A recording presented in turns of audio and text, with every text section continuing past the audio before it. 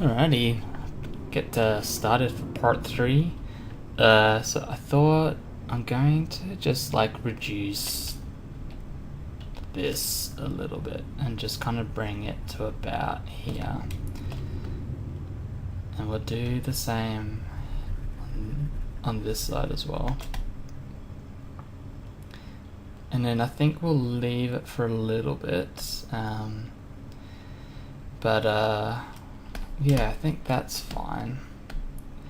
So instead of doing the other leg just to kind of separate this a little bit, we'll start working on some Carapaz stuff. So let me just sort of just moving my reference image around. Okay. Guess actually, you know what? Just gonna go in here and I'm gonna add some geometry because this is annoying me that it's just like boxy. So we're gonna, yeah, that's cool. So actually, let's work on this a little bit. So what we want is, so we'll go transparent so we can kind of still see the legs. And we're going to use the inflate tool. And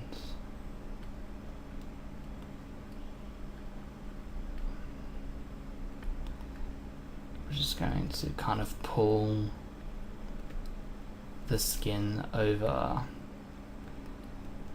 where the where there's the dips in the geometry.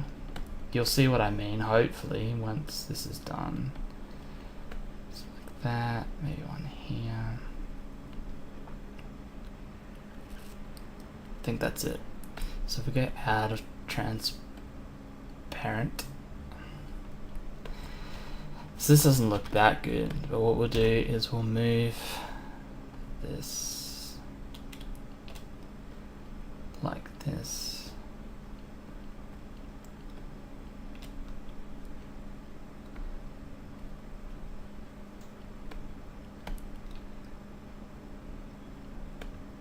So that it starts sort of like seeping down into the legs,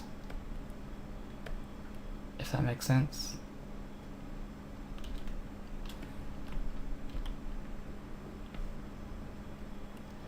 Come on, there we go. Yeah.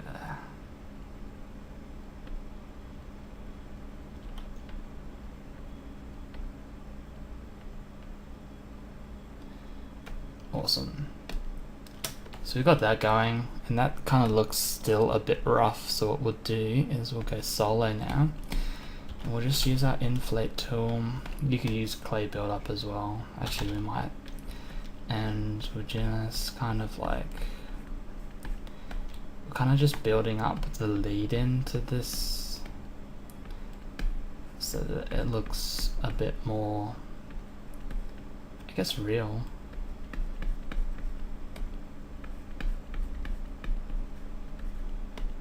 Which is dope.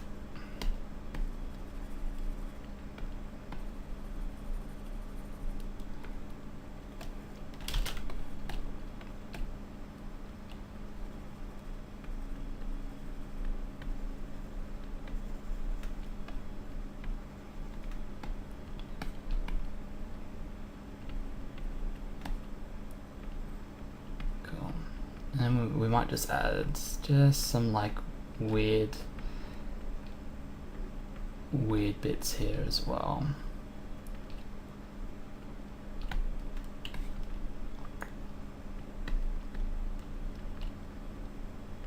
Yeah. Neat.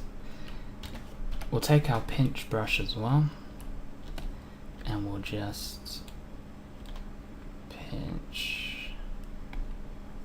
the ends like this.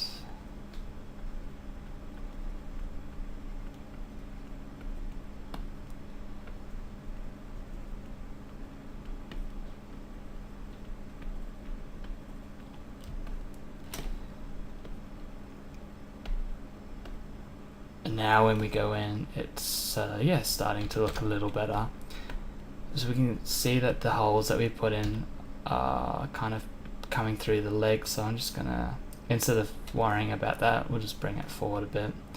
We'll just double check and make sure that nowhere else is like that, and that seems to be fine. So that is looking, you can see the difference, like that looks so much better than this. Even if it's not completely done, it's still, like, this is already looking better. I'm just going to pull this one down and yeah, just kind of get that in there. Neat. That looks good. Guess we'll do the same on this side as well, huh?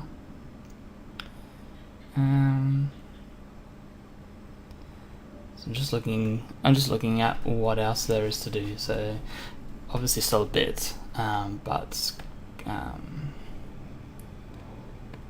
yeah, carapace wise there's a lot, and underbelly there's still heaps of detail to put in, like all the stuff around the face as well.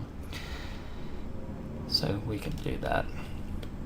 I was just thinking, like, I like this round face, but I was thinking maybe just kind of just pulling this out a bit and giving it like just getting it real thin here. Just kind of give it a bit of character. Yeah, that looks cool. Awesome. Alright, already 7 minutes, probably do another minute. So again, we'll just take our inflate brush. We can kind of see where these ones are starting, so we can we'll just start them off, like I said, and we'll just start them off. So like here, here,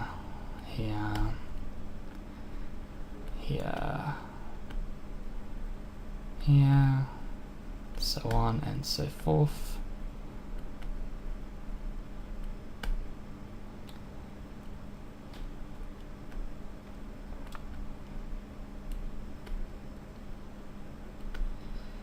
I always find that, like, I don't know, probably like 60% of the work in doing like high poly stuff is just kind of making things feel like they fit together, so that it doesn't look like you've just got floating pieces on the model. And that's what, like, doing this kind of stuff does, like arching and adding just like slight ridges to things, so that it looks like this has always been kind of sitting there. And then what we're doing here with the legs as well. But look, I'll leave it there. We'll finish the leg off here, and then we'll move on to some carapace stuff, and then to the next part. So I think this is part 3 of 6. So yeah, anyway, catch you in the next part.